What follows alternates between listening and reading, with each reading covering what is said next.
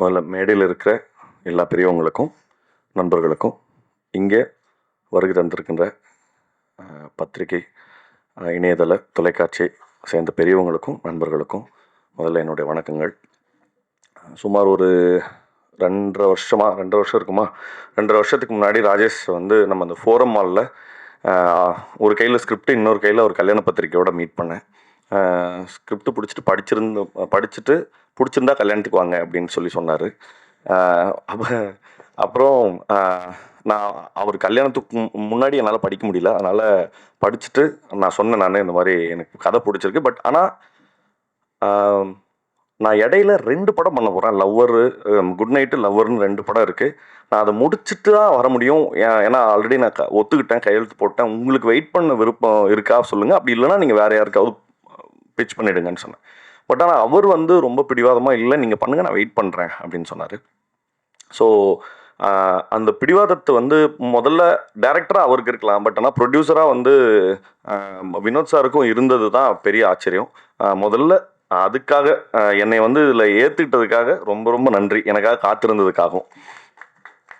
Second point வந்து, நான் இந்த ஸ்கிரிப்டை எழுதியிருந்த விதம் வந்து பொதுவாக ஒரு காமெடி படம்னாக்கா லைக் வலிந்து எதையாவது சொல்லி நம்ம சிரிக்க வச்சிடலாம் அப்படிங்கிற போக்கில் இருந்து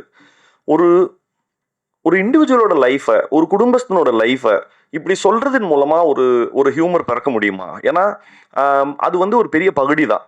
நம்மளே இப்போ சார் அடிக்கடி முதல்ல எங்கிட்ட அவங்க சொன்ன விஷயம் என்னன்னா, நான் வந்து முதல்ல எழுத ஆரம்பிச்சது ஒரு சாகச கதை, ஒரு அட்வென்ச்சரஸ் ஃபில்மை எழுதணும் அப்படின்னு நினைச்சோம்.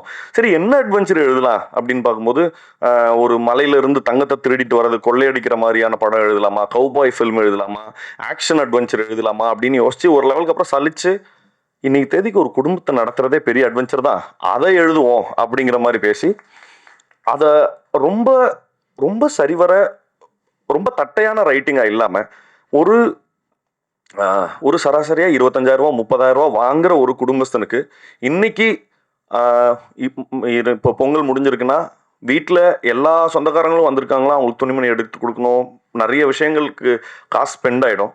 அடுத்த இந்த 15 நாள் என்ன பண்ணுறதுன்ற ஒருத்தன் திண்ணையில் உட்காந்து இருக்கிற ஒரு மனநிலைமையை ரொம்ப தத்ரூபமாக எடுத்து காமிக்கணுங்கிறதுக்காக எழுதப்பட்டது. பட் அந்த உணர்வு வந்து எனக்கு பயங்கரமாக ரொம்ப எப்படின்னா, படிக்கும்போது எப்படி இருந்ததோ அன்னைக்கு செட்டில் போயிட்டு மற்ற நடிகர்கள் அதே மாதிரி அந்த செட்டில் இருந்த சமயத்தில் இந்த சுச்சுவேஷனை நீ ஃபேஸ் பண்ணுனா என்னால் ரொம்ப ஈஸியாக ரொம்ப ரொம்ப பதட்டத்தோட அவங்களோட மனநிலைமையை உணர முடிஞ்சுது. நிச்சயமாக பார்க்குற ஆடியன்ஸ் எல்லாருக்குமே அதே அவங்களுடைய நிலைமையை பார்த்து அவங்களே சிரிச்சுக்கிறதுக்கும் நிறைய சமயங்களில் கண் கலங்கிறதுக்கும் இந்த படம் வந்து நிச்சயமாக உங்களுக்கு அதுக்கான வாய்ப்பை ஏற்படுத்தி கொடுக்கும் அப்படிங்கிறது என்னோட நம்பிக்கை. செகண்ட் பாயிண்ட்டு, இந்த படத்தில் ஒர்க் பண்ண முதல்ல நடிகர்கள்ட்ட இருந்து ஆரம்பிச்சிடறேன். சோமுனா வந்து நான் வந்து சோமுனாவோட பெரிய ஃபேனு. நான் அவர்கிட்ட சொன்னேன், நான் இந்த பருத்தி வீரனில் கஞ்சா கருப்பு சொல்லுவார், இனி யாரும் என்னை அழிக்க முடியாது, என்னைய நானே அழிச்சுக்கிட்டாத்தான் உண்டு அப்படிம்பார். அந்த மாதிரி வர வெள்ளிக்கிழமை குடும்பஸ்தனும் வருது, அவருக்கு கிளாஸாக அவரே வந்து பாட்டில் ராதாவே இறக்குறாரு. அதனால வாழ்த்துக்கள்னா, டபுள் தமாக்கா வெள்ளிக்கிழமை இன்னைக்கு. இன்னொரு முக்கியமான விஷயம் சொல்லணும்னா, நான் பாட்டில் ராதான்ற படத்தையும் பார்த்துட்டேன். நான் ஒரு படம் பார்த்து எமோஷ்னலாக அழுதுங்கிறது ரொம்ப ரேரான ஒரு சம்பவம். அந்த படம் வந்து அவ்வளோ அற்புதமாக எடுத்திருந்தாங்க. அந்த படத்தினோட படக்குழுவினருக்கு தினகரன் வந்து படத்தோட டைரக்டர். சோமண்ணாவுடைய பர்ஃபார்மன்ஸ் வந்து அவ்வளோ பிரில்லியண்ட்டாக இருந்தது. நான் அழக்கூடாதுன்னு ரொம்ப கஷ்டப்பட்டு வெயிட் பண்ணிட்டு இருந்தேன். எனக்கு நல்லா தெரியும், கேமராவை அப்படி திருப்பும் போது அங்கே சோமண்ணா சிரிக்க போறாரு, சிரிச்சுட்டா நான் அழுதுருவேன்னு தெரியும். திரும்பும்போது சோமண்ணா சிரிச்சுனதை கப்புன்னு பயங்கரமாக அழுக வந்துருச்சு. வாழ்த்துக்கள்னா, ரொம்ப எக்ஸ்ட்ராடினரி பர்ஃபார்மன்ஸ். ஒவ்வொரு அக்ராஸ் ஜென்ரேஷன் அவர் வந்து ஒரு பெர்ஃபார்மராக எங்களுக்கு நிறைய டீச் பண்ணிட்டு இருக்காரு. அதுக்கு முதல்ல ரொம்ப நன்றி.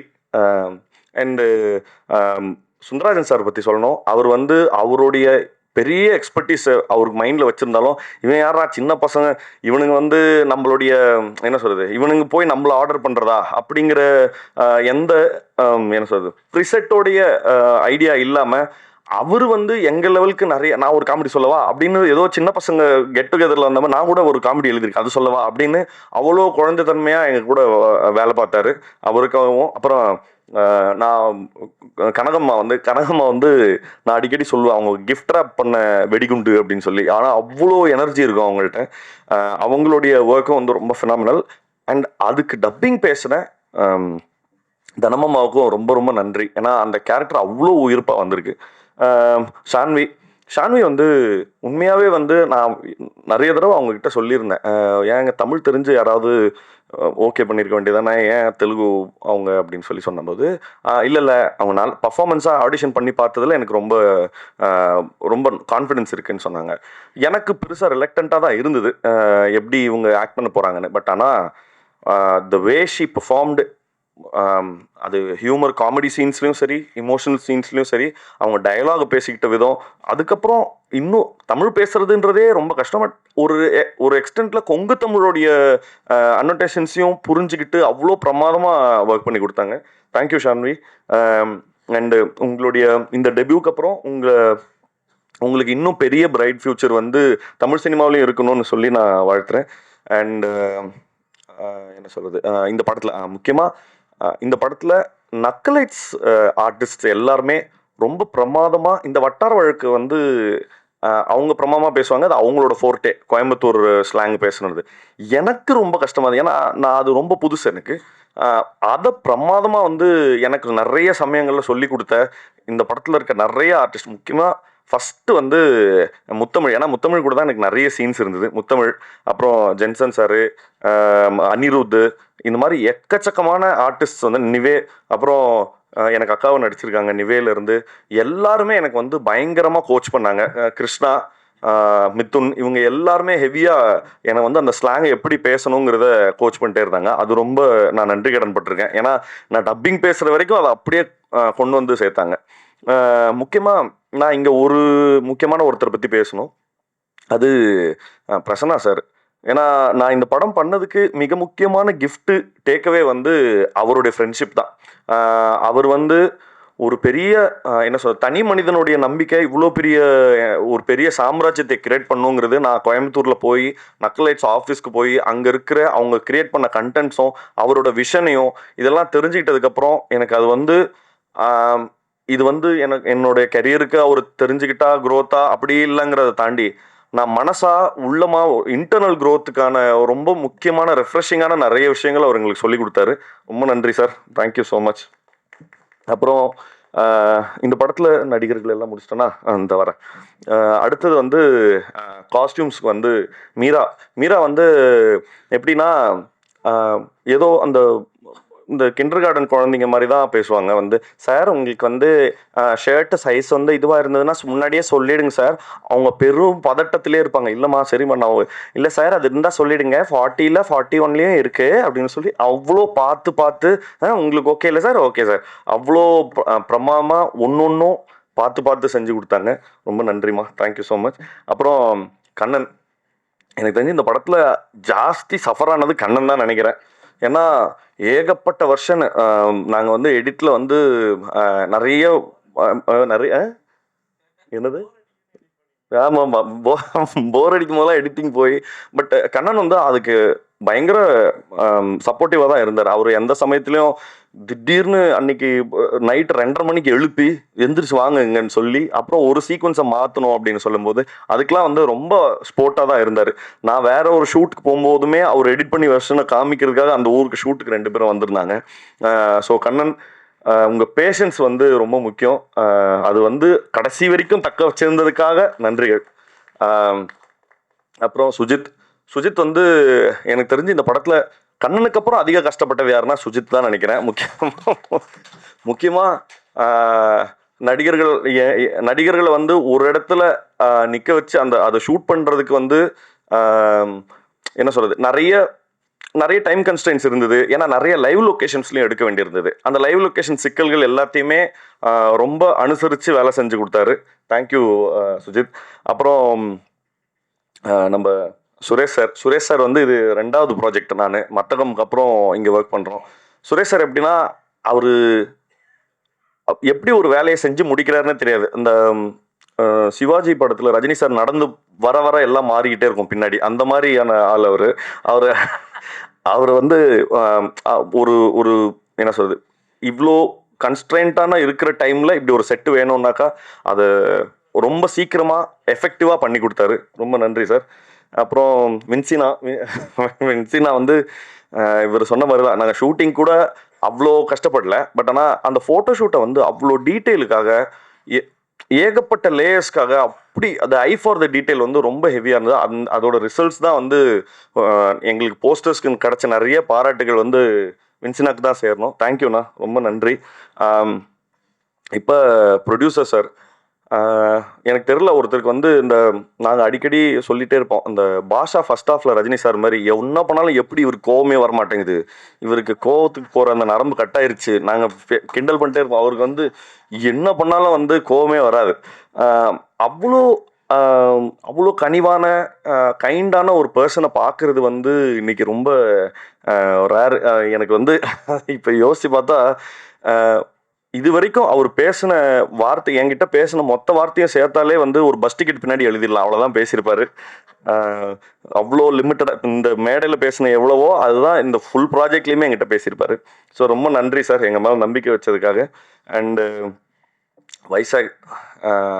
வைசாக் கிட்ட நாங்கள் ஃபஸ்ட்டு ராஜேஷ் தான் வந்து என்கிட்ட சொன்னார், இந்த மாதிரி வைசாக் தான் வந்து இந்த படத்துக்கு மியூசிக் அப்படின்னு சொல்லி. நான் வைசாக் கிட்ட சொன்னேன், இங்கே பாருங்கள், காமெடி ஃபில்ம்ஸுக்கு ஜென்ரலாக ஒரு டெம்ப்ளேட் மியூசிக் இருக்கும், அதை நம்ம யூஸ் பண்ணிக்க வேண்டாம். நம்ம ராஜேஷும் நானும் ஏற்கனவே பேசி வச்சுருந்தது என்னென்னா, எப்படி ஒரு அட்வென்ச்சர் ஃபில்மு, ஒரு ஆக்ஷன் ஃபில்முக்கான மியூசிக் எப்படி இருக்குமோ அப்படி இருக்கலாம் காமெடிக்கு அப்படின்னு சொன்னேன். பட் அதை வந்து கிராக் பண்ணுறதுக்கு, ஏன்னா அவர் வழக்கத்துக்கு மீறி ஒன்று பண்ணணுன்றதுனால அதை கிராக் பண்ணுறதுக்கு ரொம்ப கஷ்டப்பட்டார். பட் ஆனால் கஷ்டப்பட்டாரே தவிர்த்து கிவ் அப் பண்ணல, தொடர்ந்து அதை ஒர்க் பண்ணி முடித்தார்.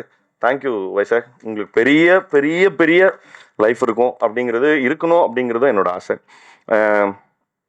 இந்த படத்தினுடைய அசிஸ்டன்ட் டைரக்டர்ஸ் மிதுன், நம்ம அஸ்வின், கிருஷ்ணா, அப்புறம் assistant cinematographers, assistant art directors, இவங்க எல்லாருக்குமே, ஏன்னா இந்த படம் வந்து ரொம்ப இவர் பிரசன்னா சார் தான் சொல்லுவார், நம்மளுக்கு செட்டு போட டைம் இல்லை, பெரிய பட்ஜெட் இல்லை, அதனால் கோயம்புத்தூரே நம்ம செட்டு தான் அப்படிங்கிற மாதிரி என்னை வந்து எல்லா தெருவாக நடக்க விட்டு அவ்வளோ அவ்வளோ வந்து லைவாக இருக்கணுங்கிறதுக்காக எடுத்தாங்க. பட் ஆனால் அந்த லைவாக இருக்கணுங்கிறதுக்காக பேக் எண்டில் இவங்க நிறைய ஒர்க் பண்ணியிருக்காங்க.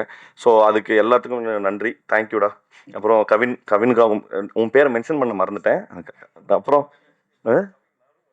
அப்புறம் வந்து இப்போ கடைசியாக நான் டைரக்டருக்கு சொல்லி முடிக்கணும். ஒரு லெவலில் இவரை எப்படி அட்ரஸ் பண்ணுறதுன்னு தெரில.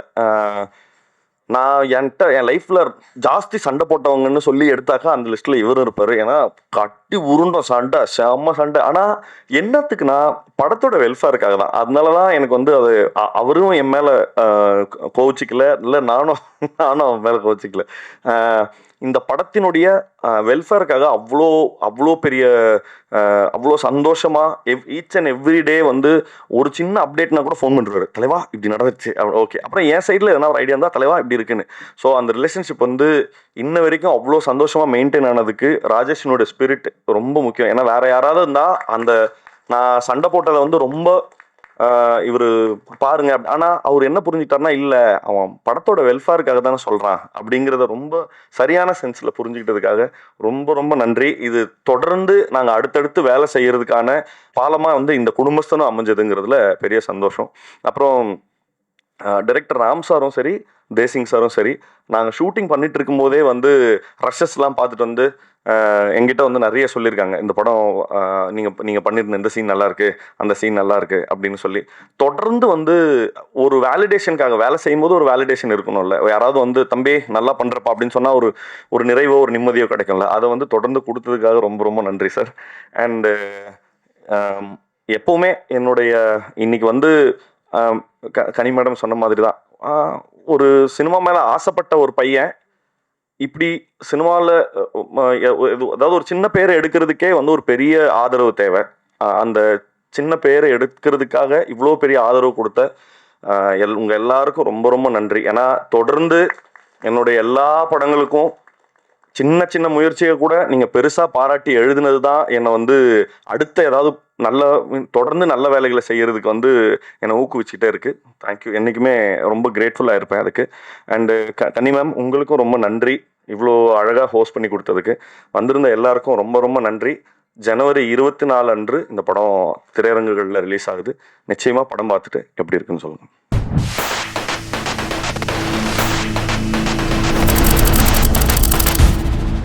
Thank you.